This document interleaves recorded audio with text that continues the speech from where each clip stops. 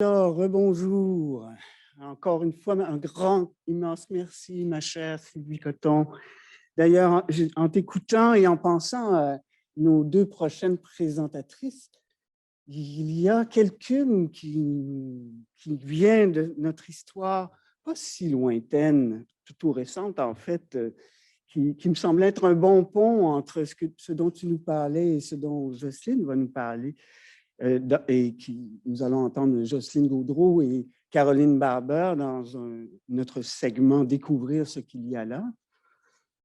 C'est ça vient du très beau livre, je relisais ça dans l'autobus en m'en venant pour le colloque, de Patricia Smart sur les femmes du refus global. Et le chapitre 7 qui s'intitule Des éclats de joie, l'art de Marcel Ferron. Alors, je te dédie ce texte et je vous dédie ce texte, Caroline et Jocelyne.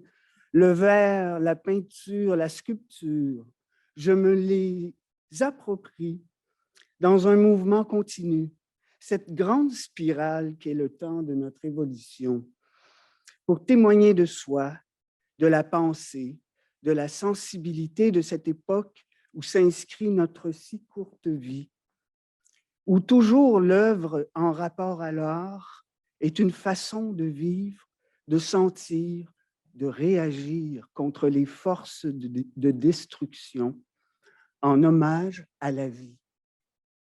Le reste, on s'en fout, car l'imaginaire est la création.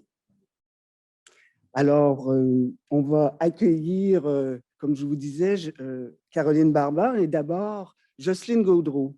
Jocelyne est originaire d'Edmundston, au Nouveau-Brunswick. Jocelyne détient un baccalauréat en arts visuels de l'Université Laval. Elle a fait un stage à l'École des beaux-arts de Banff et un perfectionnement à l'Université Concordia qui lui révéleront sa filiation textile.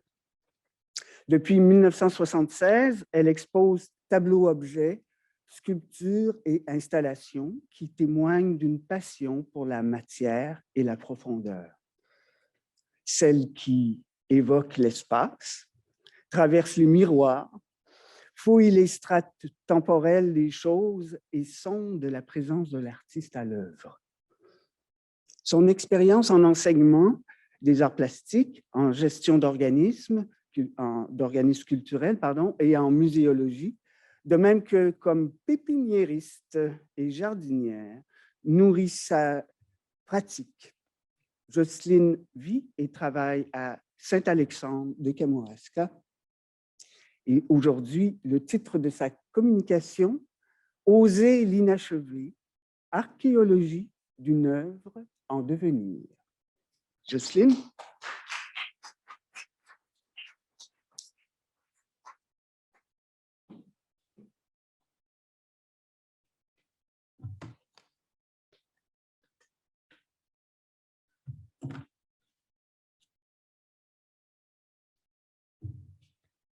Merci Suzanne et merci Sylvie de m'avoir si bien préparée ce matin à cette conférence. Oser l'inachevé. Pourquoi donc avoir choisi l'inachèvement? Moi qui aime tant la finition et la précision. Ceux qui me connaissent vont bien me reconnaître dans cette phrase. Pourquoi m'être placée dans une position aussi inconfortable? C'est un dessin du designer William Morris qui m'a inspiré ce titre, parce qu'il laisse voir plusieurs étapes du travail. Au crayon, une grille de repères et l'esquisse du motif floral. Au centre, l'amorce de l'application de la couleur. Pardon. Ce dessin trouve une résonance dans l'objectif que je m'étais fixé l'an dernier, celui de réaliser au moins une œuvre qui aura conservé les traces du processus de sa création. J'ai donc parié sur l'inachèvement pour opérer cette mise à nu. En ce qui a trait à l'inconfort qu'il suscite, je cherchais justement à me déstabiliser en m'engageant dans ce programme d'études. Je souhaitais créer une œuvre davantage ouverte sur l'activité créatrice et à communiquer son énergie et sa vibrance. Autrement dit, renoncer à une recherche purement formelle et plastique pour diriger l'attention ailleurs, d'abord la mienne et puis la vôtre.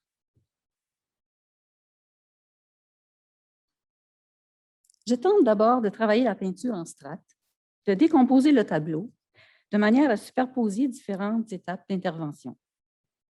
Les ouvertures pratiquées à même la toile permettent le passage du regard d'un niveau à l'autre et, ce faisant, de pénétrer à l'intérieur du tableau. Sauf que je ne conserve aucune trace de mes premiers gestes.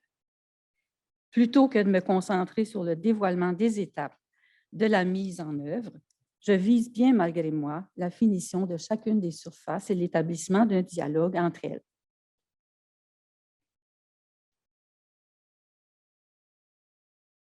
Bien que j'ai perdu de vue mon objectif, j'y vois tout de même des détails qui se retrouveront dans les images subséquentes.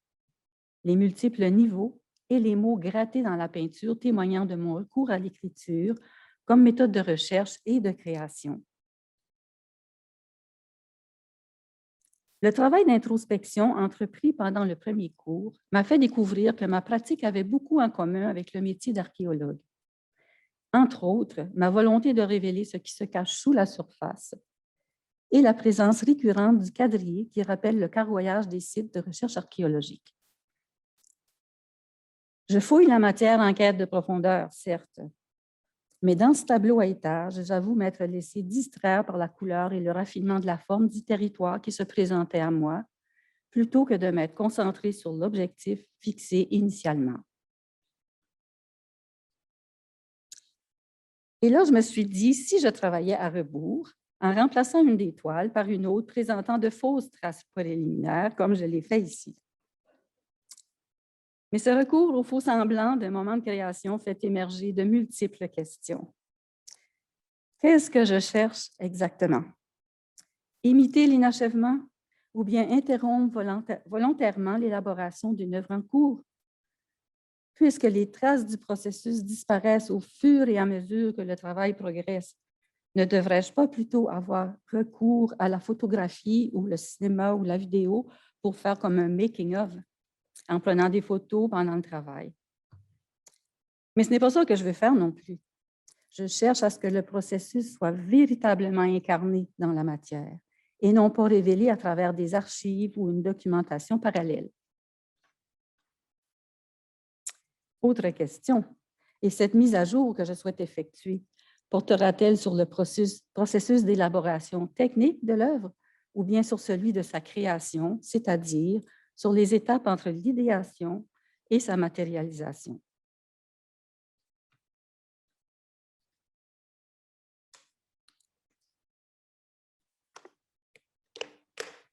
Excusez-moi.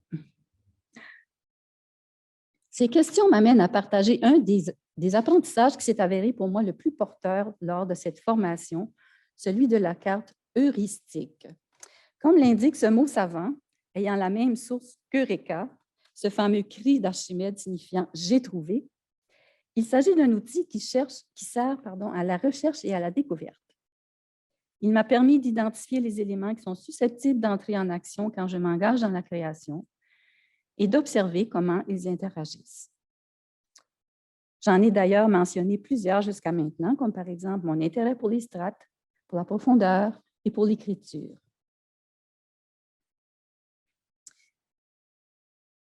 Dans cette version-ci de la carte, les grandes composantes sont mises en évidence et comprennent entre autres mes préoccupations et mes intentions, de même que les méthodes de travail, les matières et les techniques auxquelles j'ai recours.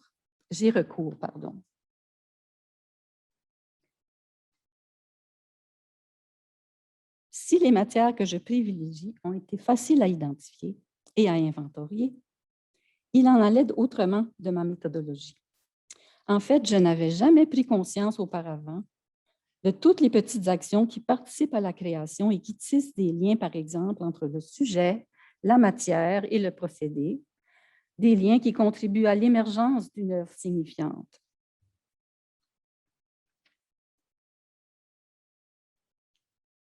Ma vision de la présence simultanée plutôt que chronologique ou hiérarchique des éléments agissant dans ma démarche se cristallise dans cette image numérique où matière, méthode, préoccupation et conditions semblent flotter au premier plan, comme lorsqu'elles s'activent et se répondent dans l'atelier. De fait, je suis véritablement en phase avec ce que je fais quand plusieurs de ces constellations s'alignent et participent au discours. Ce détail nous permet de pénétrer plus en profondeur dans les arcanes de la création à travers les constellations, préoccupations et matières. La mise en œuvre de la carte et des constellations témoigne d'une motivation qui se manifeste tant dans ma pratique que dans ma recherche réflexive, celle de visualiser et d'incarner des concepts abstraits dans la matière, réelle ou virtuelle, autrement dit, de donner forme à l'immatériel. Ainsi, l'outil heuristique se transforme en objet manipulable, se pliant et se dépliant telle une carte routière qui s'impose désormais comme la métaphore de mon parcours de recherche. Ma fascination pour la profondeur m'incite maintenant à imaginer le territoire souterrain que couvre ma pratique et les sources auxquelles elle s'abreuve. J'adhère entièrement à l'idée que l'art fait appel à tous les aspects de mon être. Je plonge donc au cœur de ma psyché, à laquelle l'écriture automatique me donne accès. D'abord, méthode de recherche intuitive, ce type d'écriture devient la matière première de ce dessin-écriture Racine. Les traces de crayon sur le papier témoignent de l'agitation de mon esprit. J'irais même jusqu'à dire que ma pensée en constitue le matériau. Au cours de mes recherches en atelier, j'avais déposé, tout à fait par hasard, une racine sur un bout de toile peinte. En l'apercevant du coin de l'œil, je me suis dit, ça y est, tout est là. Eureka, autrement dit. Les racines, l'écriture grattée à même la peinture et la matérialité de l'ensemble rendent tangible un alignement spécifique, profondeur, ancrage, matière. Un hasard peut-être, mais que les réflexions en cours ont certainement contribué à me révéler. Suivant cette prise de conscience, je reprends Écriture Racine, mon premier dessin, pour évoquer davantage comment je ressens intérieurement les profondeurs de ma psyché. Cette incarnation matérielle et virtuelle, j'insiste sur ces deux mots parce que je vais y revenir très bientôt. Donc, cette incarnation matérielle et virtuelle qui convient davantage à ma sensibilité devient l'empreinte d'une expérience, d'une réelle expérience, alors que la première version se rapprochait plutôt d'une illustration graphique. La mention incarnation matérielle et virtuelle m'amène à préciser la nature de mes documents visuels. Lorsque la note composite, image composite, comme on le voit ici, accompagne les images, c'est que leur procédé de réalisation inclut des interventions artistiques concrètes en atelier, comme écriture, dessin, découpage, ainsi que des photographies numériques faites de ces objets-là et le travail à l'ordinateur par la suite. Alors, c'est vraiment des images composites qui me convient autant à la tactilité, on en parlait tout à l'heure, et puis aussi au travail à l'ordinateur, puis je vais vous expliquer pourquoi c'était si important. Alors, le recours au virtuel peut paraître sembler paradoxal dans ma pratique où le contact avec la matière est essentiel. J'ai vraiment besoin de toucher pour arriver à créer. Toutefois, l'aspect composite des expériences s'est avéré un excellent compromis puisque, d'une part, elle sollicite ma participation réelle en atelier et que, d'autre part, les calques inhérents au logiciel Photoshop s'apparentent aux strates qui deviennent de véritables vecteurs de profondeur.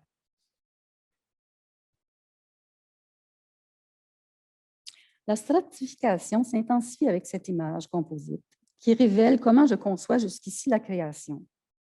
Un foisonnement de possibilités et d'interrelations en suspension au-dessus du territoire de ma psyché et de mon subconscient, dans lesquels elle puise et cherche à s'ancrer à la fois. Je tente maintenant une incursion dans une autre zone de mon territoire, à travers mes archives, œuvres antérieures et fragments d'atelier. Je reprends en quelque sorte la grille du dessin inachevé de Morris que je vous ai présenté au tout début, pour y insérer quelques-uns des éléments découverts au cours de ces fouilles. Artefact d'un passé récent, le titre que je viens de lui donner, me rappelle une mouvance qu'on observe ces dernières décennies en art actuel, des artistes investissant des œuvres que d'autres artistes ont réalisées. Pour moi, Ce retour dans le temps évoque d'autres périodes de ma pratique et vient de me rappeler que je ne me réinvente jamais tout à fait. C'est plutôt mon regard qui change à chaque tour de piste.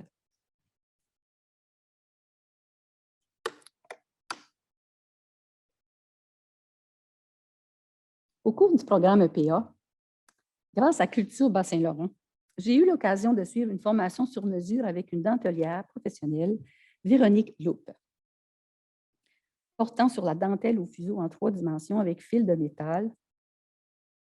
C'est ça.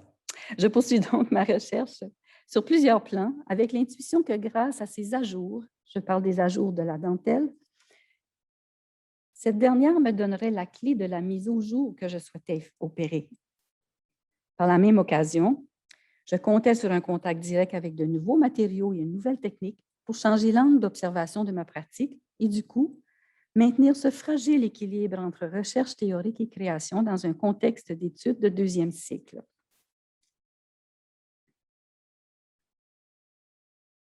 J'ouvre ici une parenthèse pour vous permettre de bien suivre mon fil d'Ariane.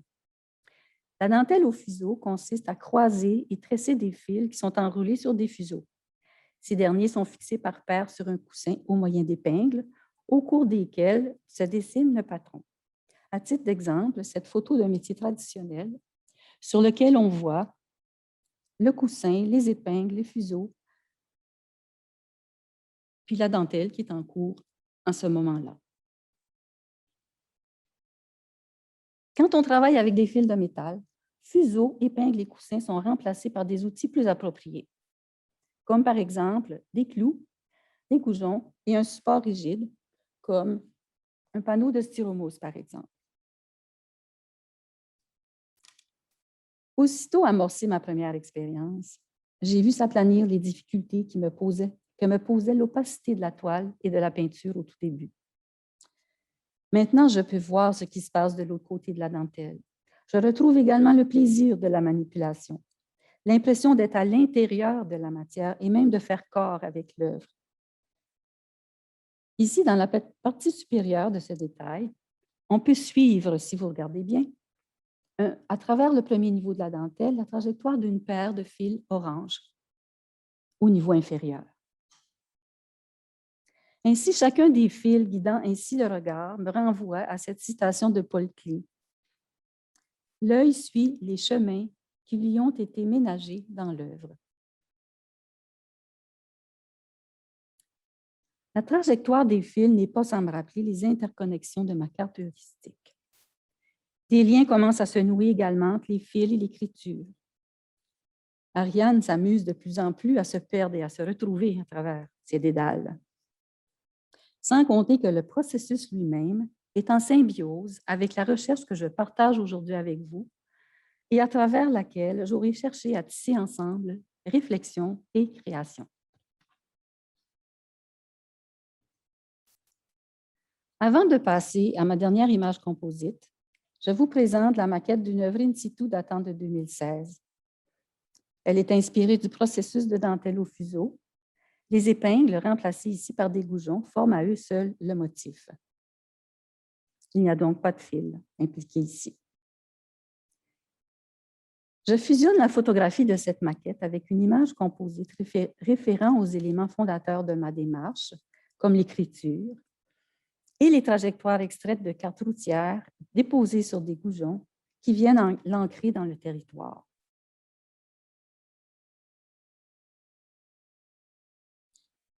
L'incarnation de concepts abstraits a motivé les travaux de mise au jour de mon processus de création. Je me suis fait fil d'Ariane pour que vous puissiez me suivre dans ces labyrinthes arachnéens. J'avais projeté de boucler la boucle en reprenant ma toute première carte pour n'y conserver que les aspects qui auraient été à l'œuvre dans mon projet. Mais l'impossibilité d'y représenter adéquatement l'apport de la réflexion dans ma pratique et l'évolution de ma recherche dans le temps m'a poussé à recourir à une forme tout à fait différente. Ce graphique se présente comme une ligne de temps se déroulant de gauche à droite. Sans entrer dans les détails qui résument finalement l'ensemble de ma communication et que je viens de vous révéler, J'attire plutôt votre attention sur les parcours rouge et bleu, représentant réflexion et création, qui, au fur et à mesure que le travail évolue, échangent de plus en plus. Je dois toutefois vous faire une confidence. Ma communication ne présente pas les événements selon leur chronologie. Comme c'est souvent le cas en création, plusieurs choses se passent en même temps, parfois à des niveaux différents et encore même de manière tout à fait désordonnée. Je les ai donc réorganisées pour que la présentation soit plus fluide et que ces fils qui tissent ensemble réflexion et pratique soient plus faciles à suivre. En bout de ligne, j'avoue qu'aucun des documents visuels présentés n'aura atteint à lui seul l'objectif initial de mise au jour de mon processus de création. Mais j'espère qu'à travers l'ensemble de cette entreprise aujourd'hui bien inachevée, je vous l'avoue, je vous aurai permis de m'observer à l'œuvre, de vivre avec moi mes va-et-vient entre l'œuvre en train de se faire et ma pensée. J'amorce la conclusion avec quelques mots tirés du roman de Delphine de Vigan, « Rien ne s'oppose à la nuit », que j'ai adapté à mon projet. Un matin, je me suis levée et j'ai pensé qu'il fallait que je crée, dussé-je m'attacher à ma table de travail, et que je continue de chercher même dans la certitude de ne jamais trouver de réponse. L'œuvre peut-être ne serait rien d'autre que ça, le récit de cette quête. Elle contiendrait en elle-même sa propre genèse, ses errances, ses tentatives inachevées. Mais elle serait cet élan, hésitant et inabouti, de moi vers elle. J'ai l'impression de revenir d'une grande tournée de prospection et d'avoir ouvert plusieurs chantiers de fouilles. Ce faisant, j'ai cartographié mon territoire, repéré des sites qui m'en feront découvrir d'autres encore, j'en suis convaincue. Je me suis donné des outils pour poursuivre la recherche, continuer de soulever strate après strate pour aller voir ce qu'il y a là, justement. J'ai été portée d'une création visuelle à l'autre par l'énergie de ma quête vers cette œuvre toujours en devenir. Merci à tous et toutes.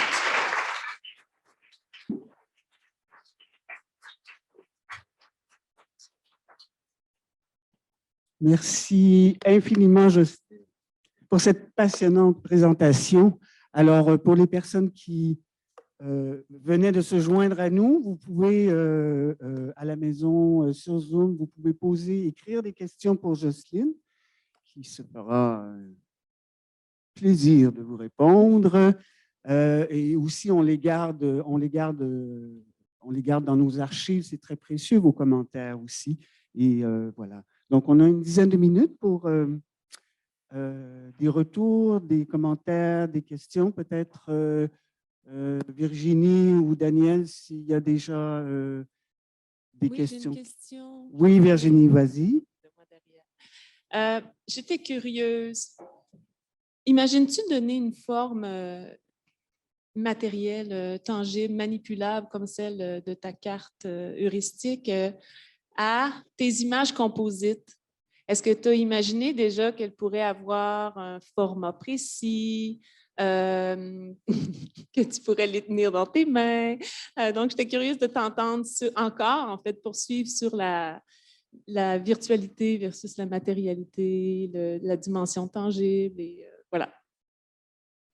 C'est sûr que pour faire les images composites, j'ai éprouvé beaucoup de liberté. J'ai trouvé ça merveilleux parce que j'avais des résultats assez rapidement. Mais c'est sûr qu'il me reste une certaine frustration par rapport au virtuel, c'est que je les vois en 3 dimensions. J'ai essayé d'évoquer cette 3e dimension-là dans mes images, mais ce ne sera jamais comme un objet tangible pour moi. Comme, ce qui me fascine beaucoup, c'est les astrolabes, des espèces d'objets mécaniques qui permettent de comprendre comment l'univers fonctionne. Mais je rêve de réaliser ça un jour, mais par rapport à la création artistique, de voir comment je pourrais créer un élément comme ça. Ça pourrait même être comme les couches, les strates que je vous montrais dans les images virtuelles, si elles pouvaient s'articuler comme des des cadrans dans une montre, par exemple, des roues avec des... Ou les constellations aussi, si elles pouvaient pivoter dans l'espace à un moment donné, si elles pouvaient comme illustrer l'alignement dont je parlais dans mon texte. Ça peut aller plus loin. Oups, pardon.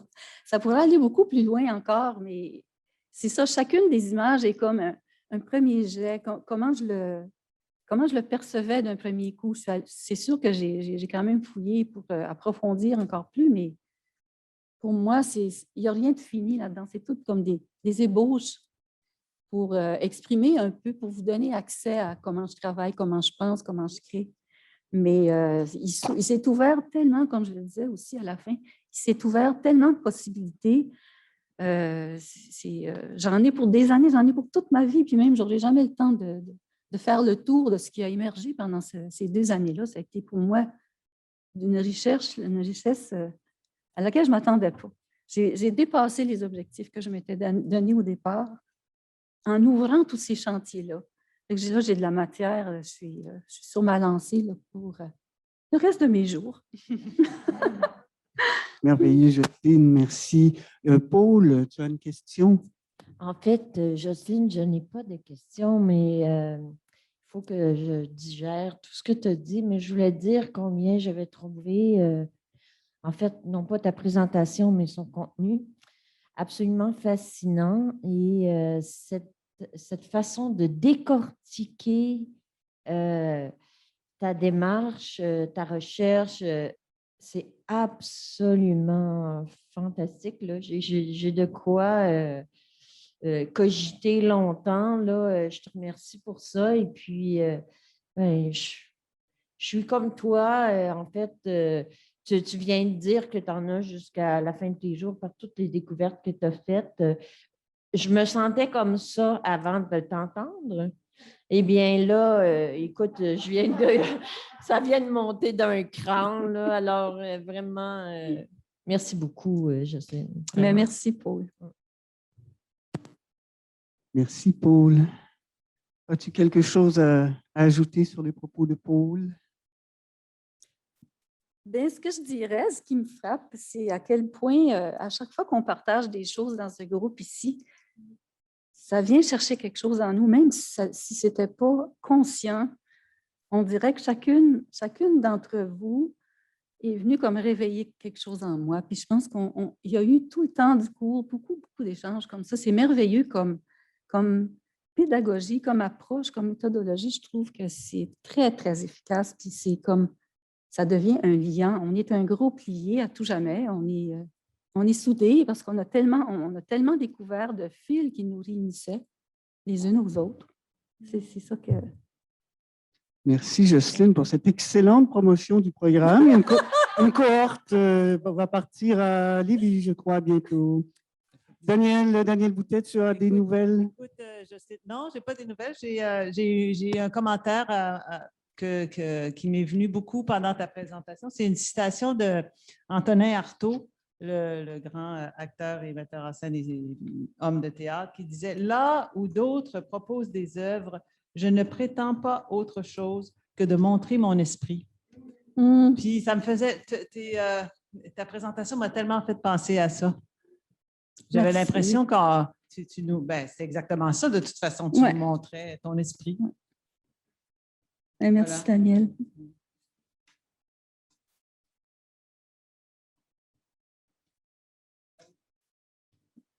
Je partage ici, moi, un commentaire, question. Oui, vas-y, Virginie. Alors, de Mireille Landry. J'ai ressenti quelque chose de très physique en voyant particulièrement tes fils, comme si tu créais de nouvelles connexions neuronales. Comment tu vois ton rapport au corps, à ton corps dans ta démarche? Merci, Mireille. Merci. Je crois qu'il y a Karine ici. Jocelyne, pour rebondir sur ce que tu viens de dire précédemment, moi, une des phrases qui m'a le plus marquée dans toutes les 2 années de formation, c'est toi qui l'as dite. Je ne sais pas si tu t'en souviens, c'est moi, quand je crée, je ne veux pas de problème technique, je veux que ça coule. Ça fait « Ah oui! » Puis, je me demandais comment tu appliques ça maintenant, tu sais, avec le travail à l'ordinateur, la dentelle au fuseau. Ça me semble assez technique. Est-ce que tu es capable de continuer là-dedans? Je t'avoue que ça me surprend que j'aie dit ça. mais non, mais je sais pourquoi je l'ai dit, parce que je ne veux pas qu'un problème technique, c'est-à-dire que je n'imagine pas mes œuvres en commençant avec un problème technique où je veux être en mesure, je veux être en possession de mes moyens, je veux faire des choses qui sont à ma portée. J'ai un petit peu une courte vue à ce niveau-là, au niveau de la technique. Il faut que ce soit des choses qui sont autour de moi. Puis quand mon atelier est tout en désordre, puis il y a toutes sortes de choses qui traînent partout, je suis aux oiseaux parce que là, je me tourne, puis ah oui, il y a ça, ah oui, il y a ça. Mais c'est à ma portée. Puis je ne veux pas aller plus loin que ça. Je ne suis pas une fille de collaboration à cause de ça parce que je veux être dans mon petit monde quand je crée des liens entre les choses comme ça. Ça ne veut pas dire que je ne suis pas parlable. J'aime quand même imaginer des choses et travailler avec les gens, mais dans un travail intime comme celui-là, c'est vraiment moi avec moi-même, avec mes affaires. La dentelle, oui, la technique, j'adore la technique parce que j'ai un esprit aussi qui est à la fois cartésien et sensible et intuitif. Alors, je pense, en tout cas, je l'espère. Mais le côté cartésien, il me pousse souvent vers des techniques où je dois décortiquer, je dois analyser, je dois dans les détails. Comme la dentelle, vraiment, c'était ça. Il fallait que je plonge dans la matière, il fallait que je comprenne le fil, il s'en va où, c'est-tu par là, par là. Trouver des moyens techniques à ma portée, mais ça ne m'oblige pas non plus à me limiter à la technique. Comme la dentelle au fuseau, j'adore. Le procédé, j'adore les outils, mais le résultat, pour moi, il est comme plus ou moins secondaire. Je dirais, c'est plutôt... J'aime ça plonger dans la façon dont les choses sont faites. Pour moi, elles ont un sens aussi par rapport à l'œuvre. Je ne sais pas si j'ai répondu. Je pense que j'ai un peu divagué. C'est merveilleux. La question demeure toujours ouverte, ou si Oui. on pourra y revenir aussi plus amplement en après-midi ou sur l'heure du dîner pour nous autres, les privilégiés qui te côtoyons. Alors, un grand, grand merci, Jocelyne, pour cet osé l'inachevé. Merci.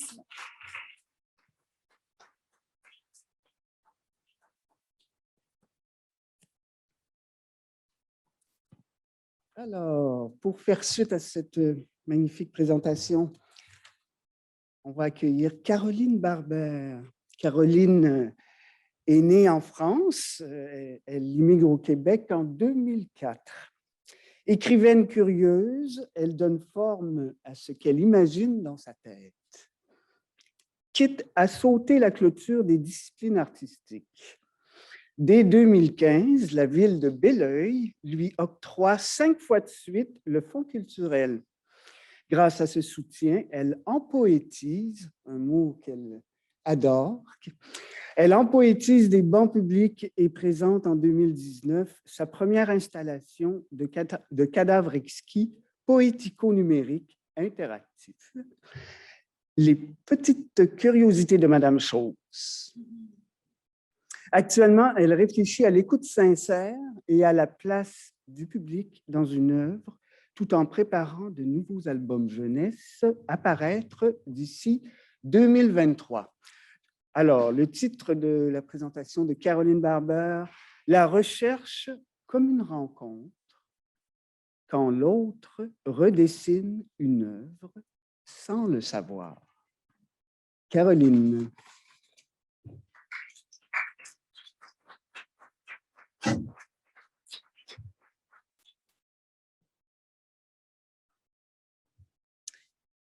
Merci Suzanne.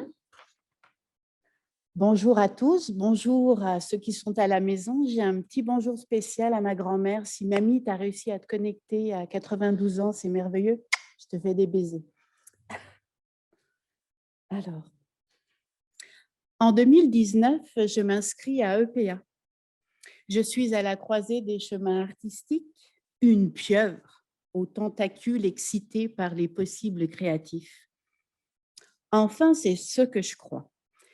Il me faut 2 ans pour réaliser que je ne suis pas cette bibite-là, que je suis simplement une amoureuse des mots qui cherche à s'ancrer autrement. Et c'est en tant qu'écrivaine curieuse que je me présente devant vous aujourd'hui. Pour cette publication, j'opte pour une approche heuristique. Pour les néophytes, ça veut simplement dire que j'avance un pas à la fois, que je pratique l'aller-retour entre l'expérience et le concept initial, entre l'exploration de mon sujet et la mise en écriture de ce que je vous partage aujourd'hui. Je fais de ma recherche une recherche dans la recherche. Oui, on va y revenir à ça. Une recherche qui se déploie au fur et à mesure que j'expérimente, que je réfléchis.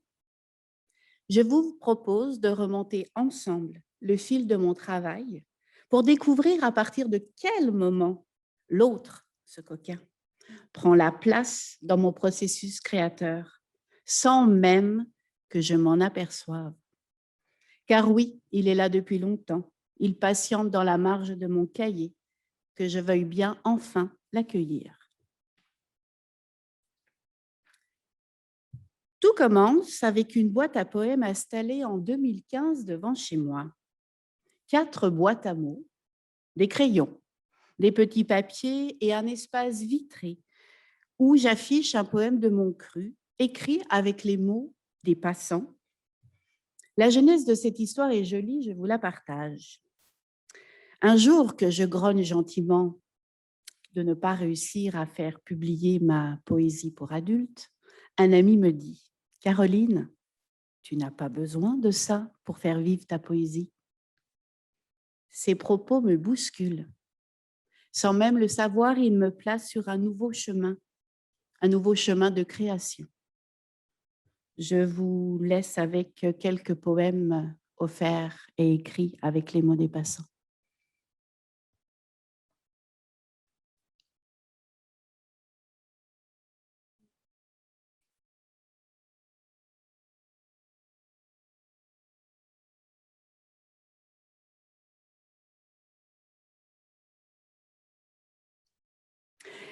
Des passants me laissent des petits cadeaux. Des voisins reviennent voir si j'ai utilisé leurs mots. Et au fil des années, une relation presque intime se crée. Je viens de vous dire que tout commence en 2015, mais cela fait beaucoup plus longtemps que ça. Cette volonté de partager la création avec autrui a débuté en fait avec mon premier livre, Aux petites choses, écrit à mon arrivée au Québec en 2004 et publié en 2012. C'est en réfléchissant à cette communication que je remonte le fil. C'est ça l'approche heuristique. Dans ce livre, ce n'est pas moi, mais le personnage principal, M. Bernard, qui crée avec et pour autrui. Moi, je ne suis pas encore prête à le faire au grand jour. Dans sa boutique, M. Bernard conserve dans des armoires à tiroirs des mots de tout acabit. Des mots difficiles à porter qu'un passant dépose pour se soulager. Des mots doux que quelqu'un laisse pour qu'une autre personne qui en aurait besoin puisse les avoir. Sans le savoir, cette première histoire dessine les contours de mon processus créateur. M. Bernard, comme un alter ego, défriche pour moi le chemin des mots pour aller à la rencontre de l'autre. D'autres projets pavent la route sous mes pas. Ici, par exemple, avec la belle Patsy, la fée du Myland, avec qui j'ai eu l'occasion de travailler, avec Flanopolis, on accompagne des enfants dans l'écriture d'histoires à lire dans la rue. Pour Mes mots, mon quartier, j'invite des citoyens à écrire des anecdotes sur leur quartier, à créer des poèmes qui seront ensuite géolocalisés et qui serviront de balades poétiques à organiser dans la rue. On peut mettre la petite image, voilà. Avec Toxic Trottoir, pour ceux qui les connaissent. La pandémie ne nous a pas permis de le faire, mais ça s'en vient. Elles vont aller déclamer les poèmes. Avec les petites curiosités de Madame Chose, le public commence à être acteur dans l'œuvre. Il modifie les poèmes et les portraits en touchant un dispositif lumineux. En fait, je dois bien l'avouer, il n'est pas encore entièrement acteur. Le changement de poème et de portrait se fait via un générateur de cadavres exquis qui est dirigé par un ordinateur. Mais l'envie d'inclure l'autre est palpable, présent à chaque projet et de plus en plus fort. Tout se précise vraiment en 2020. D'abord avec Pomme et Dina, une histoire d'amitié entre une ours et une biche. Pour ce grand projet de livre jeunesse sur lequel j'ai travaillé 3 ans, je décide, et là c'est vraiment très très nouveau pour moi, d'inclure des personnes dans ma recherche. Je fais des entrevues avec des biologistes, mais surtout, je rencontre une classe de 2e année et discute avec les élèves de l'amitié. Ils me parlent d'eux, de leurs amis, des joies, des conflits. C'est la première fois que des étrangers entrent dans le vestibule de l'écriture. Un espace fragile. Un espace que je construis tout doucement à chaque nouveau projet. Une maison intérieure indispensable qui me servira de refuge dans la partie création. Car vous ne le savez pas, mais j'habite une maison gigogne, une série de maisons qui s'emboîtent les unes dans les autres. La première, ma maison, contient une seconde, ma bulle créative, qui contient une dernière, mes créations. La première, si elle est harmonieuse et sécurisée, me donne accès à la seconde, qui, si elle aussi est bien mise en place et bien préparée, avec soin, m'ouvre la porte de la dernière. Et c'est ainsi à chaque nouveau projet. Actuellement, je travaille sur une installation poético-interactive intitulée Murmure ou les contours sauvages du sensible. Le premier acte d'un triptyque autour des sens. Celui-ci s'articule autour de l'ouïe. Les prochains traiteront, c'est un mot difficile à dire, ça, traiteront de la vue et de l'odorat. Dans Murmure, c'est un projet qui n'est encore pas réalisé, donc je vais vous dire comment je le vois dans ma tête. Murmure sera à la fois un projet dans lequel le public sera récepteur et acteur. Pour le moment, je n'ai pas de lieu de diffusion, mais j'imagine l'installation dans une salle où la pénombre domine. Le public serait invité à se placer sous une coupole. Même mes œuvres sont des maisons, des lieux à habiter. Si je reprends l'image de la maison, cette première partie serait le vestibule de l'œuvre, l'antichambre dans laquelle le public se préparera à un état d'écoute particulier pour rejoindre ensuite la pièce principale de l'installation. Sous cette coupole, une boucle enregistrée de mes poèmes et de témoignages fictifs sur le thème du murmure, du silence, des secrets, serait diffusée en continu. Seule la personne présente sous cette coupole les entendra. La seconde partie, elle serait composée d'alcôves, dans lesquelles des oreilles sur trépied à la disposition du public seraient là et auxquelles le public pourra se confier. Par l'intermédiaire d'un micro, les oreilles capteraient les paroles dites. Les ondes sonores seraient transformées en lumière et rempliraient l'oreille utilisée et descendraient ensuite, au rythme des mots, le long du trépied pour s'éteindre une fois arrivé au sol. Avec ce dispositif, je souhaite montrer en temps réel non seulement le fait d'entendre, mais surtout le fait d'écouter. Car pour moi, il y a une grande différence entre ces deux notions. L'illumination de l'oreille marquerait la mécanique auditive et les lumières qui filent le long du trépied, elles, symboliserait l'écoute sincère de ce qui est entendu. Avec Murmure, mon désir d'inclure l'autre à la fois dans la création et la recherche d'une œuvre atteint son paroxysme. Depuis le 17 mai, je propose des rendez-vous chuchotés de 15 minutes. Lors de ces rencontres, ça m'émoustille encore juste à y penser, lors de ces rencontres, je questionne la personne présente sur son rapport au murmure, au silence et au secret. Tous les échanges se font en murmurant, voire en chuchotant. Ces expérimentations sont de la matière pour nourrir l'écriture de mes poèmes. Elles sont des occasions aussi de voir comment l'autre réagit, mais également de porter un regard témoin sur mon propre ressenti face au silence, au partage des murmures. Ces rendez-vous chuchotés me permettent de voir l'influence de la hauteur de ma voix dans une discussion et de faire des tests en direct. Par exemple, si quelqu'un parle plus qu'il ne murmure, je diminue volontairement le son de ma voix pour voir quel effet cela a sur la discussion. Je récolte ainsi des données pour les poèmes qui seront enregistrés pour l'installation. Quand je commence les rendez-vous, je ne sais pas du tout à quoi m'attendre.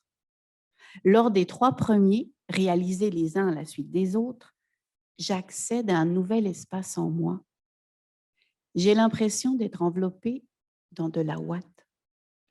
La douceur est partout, autour de moi, mais surtout, partout en moi. Cet état dure plus d'1 heure après les rendez-vous.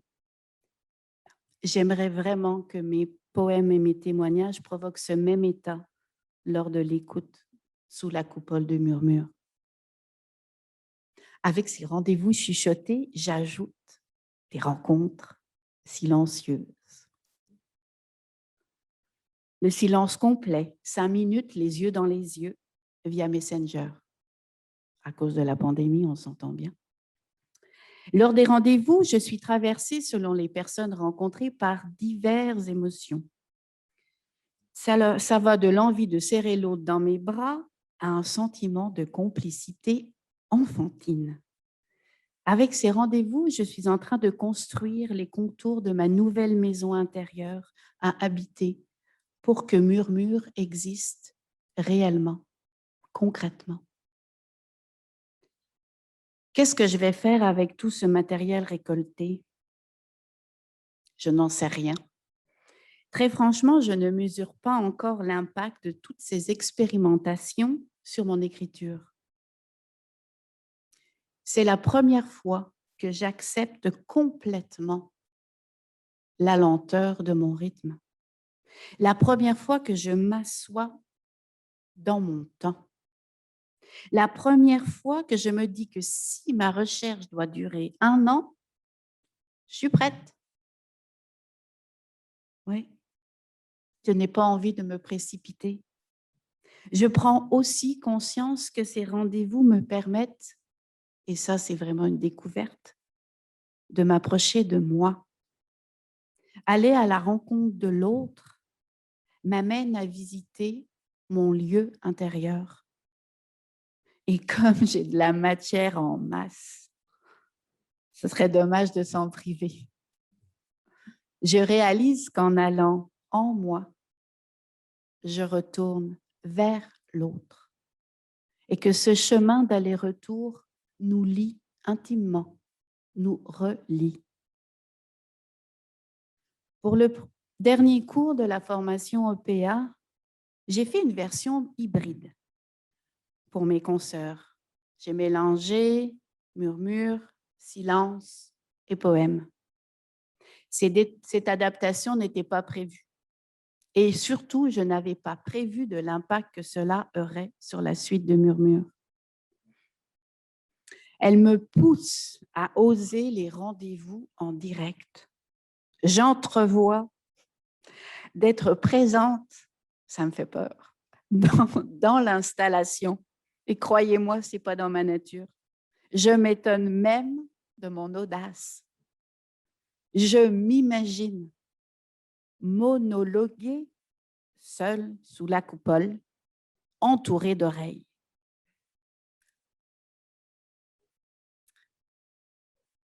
L'autre a le pouvoir de bousculer une œuvre.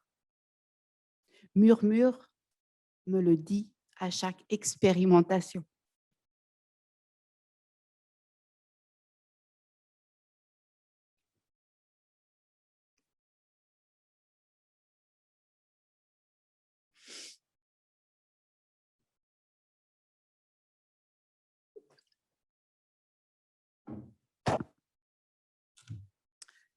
Je m'attends encore à d'autres bouleversements.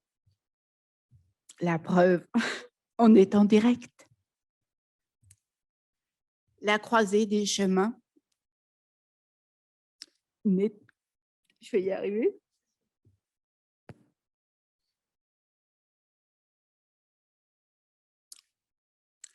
La croisée des chemins n'était pas en 2019. Elle est ici, avec vous. Merci. Voilà.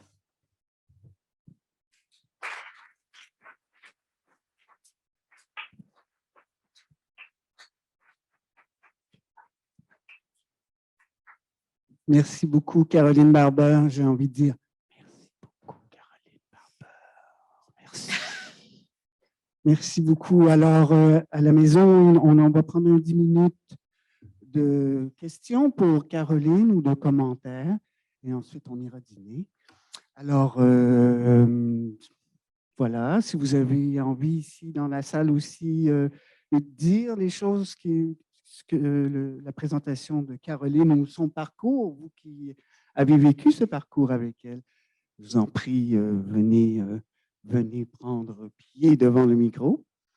Virginie aussi, si tu vois passer, ou Daniel, si vous voyez passer des questions, des commentaires de nos amis sur Zoom. Oui, je vois Jocelyne et ensuite Daniel. Juste un petit commentaire. Patty a dit qu'elle pleure. Ah, merci. Ça fait des baisers. Merci, Patty. Jocelyne. Et moi, je voulais te dire que je pleure avec toi. Je suis émue, moi aussi. Bravo. C'est tout à fait réussi. Tu m'as touchée, moi, profondément. Merci, Caroline. Merci, Jocelyne. Rachel. Bon, disons que j'avais comme 2 choses à te dire. Et puis là, il y en a une qui est partie, je ne sais pas trop où. J'ai comme oublié déjà. C'était sur le vide pour de vrai. Mais ce que je voulais te dire aussi, c'est que tu es écrivaine et tu l'as saisi plus encore que tout. Mais en tout cas, je dirais que les arts visuels t'accrochent aussi. Là, Oui. hein? Qu'est-ce que tu en penses de Oui. ce que je viens de dire? Là? Ah, les arts visuels. Je me pince encore.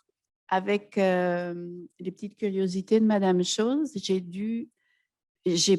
j'ai créé des personnages hybrides surréalistes en mélangeant du végétal avec de l'humain. Je ne savais pas que j'étais capable de faire une chose pareille. Je disais encore ce matin à Fernande Forêt, je ne suis même pas sûre qu'un jour je vais être capable de le refaire. Je ne sais pas. Mais oui, je suis vraiment attirée. Il y a quelque chose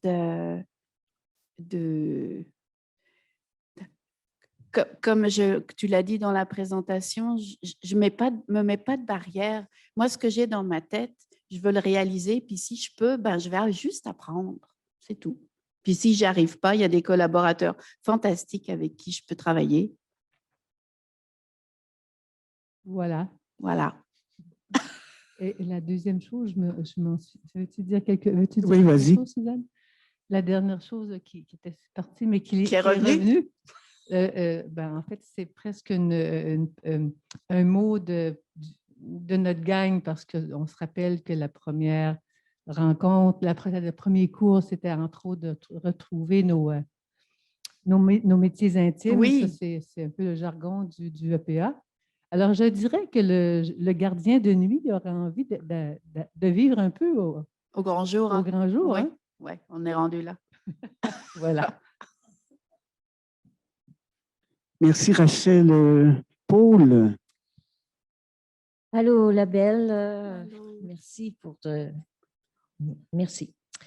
Je me rappelle l'expérience que tu as faite avec nous de murmurer et je me souviens avoir mentionné à ce moment-là combien ça m'avait touchée, puis d'avoir réalisé que ça faisait des années, parce que je vis toute seule, donc ça faisait des années que personne ne m'avait jamais rien murmuré et combien ça m'avait bouleversée.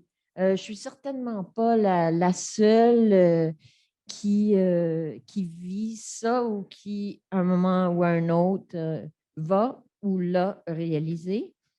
Et je suis sûre que ton installation va avoir un impact important sur certaines personnes. C'est un besoin que notre société, c'est quelque chose dont notre société nous prive souvent. J'ai jamais entendu personne murmurer sur Messenger. Alors,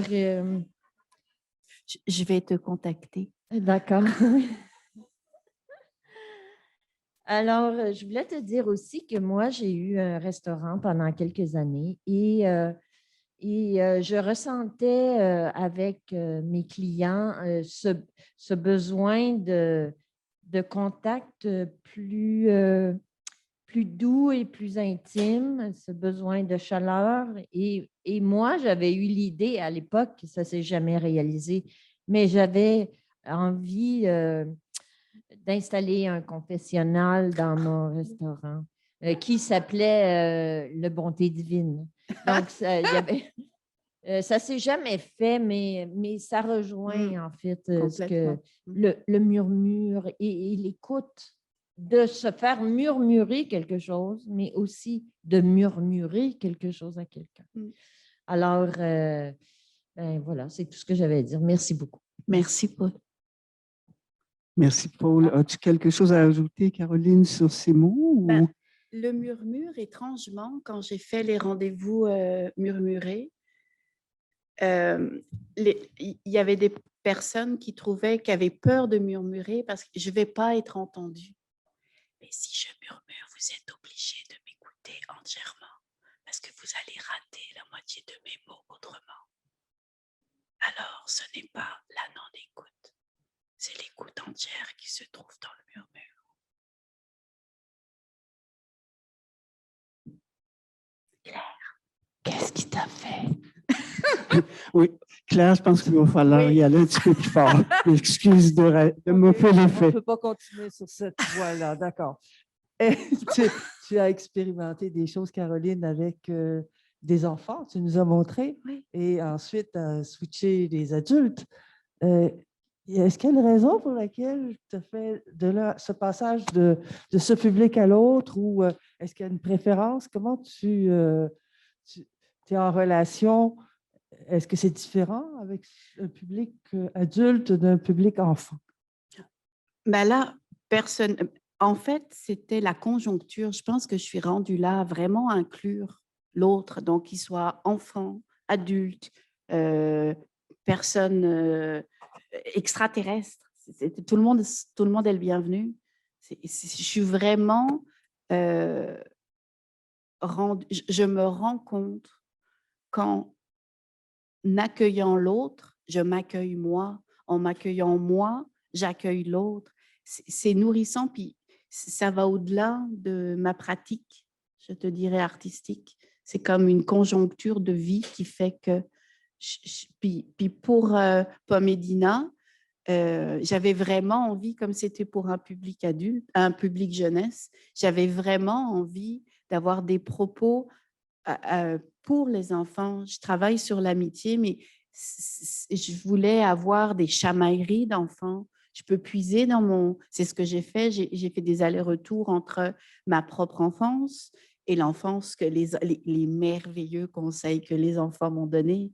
Donc, c'est un mixte. Après, là, je travaille sur le murmure et le silence et le secret pour un public adulte. Donc, je vais aller en amont, aller me nourrir pour pouvoir mieux offrir après à la personne à qui je veux offrir mes mots. Est-ce que ça répond à ta question? Tu témoignes comme quoi l'art permet d'éviter l'agisme et le jeunisme. Oui. Merci. Merci. Merci, Claire. On arrive à la fin. Peut-être, moi, j'aimerais bien savoir ce que pense ta grand-mère là-bas en France en ce moment. Est-ce que tu veux terminer en lui t'adressant à elle? Oui, mamie, je t'embrasse et maman, bonne fête des mères. Parce qu'aujourd'hui, en France, c'est la fête des mères. Alors, je te fais un baiser aussi. Voilà, merci beaucoup, Caroline Barber. Nous allons nous arrêter ici pour reprendre. Et nous reprenons à 13h30 pour notre dernier segment avec Véronique Baudin, José Bourgoin, Marie-Pierre Morin, dans une section qui s'appelle « Accueillir une part de soi et de l'existence ». J'ai eu un doute. Merci. Alors, bon dîner, à tout de suite.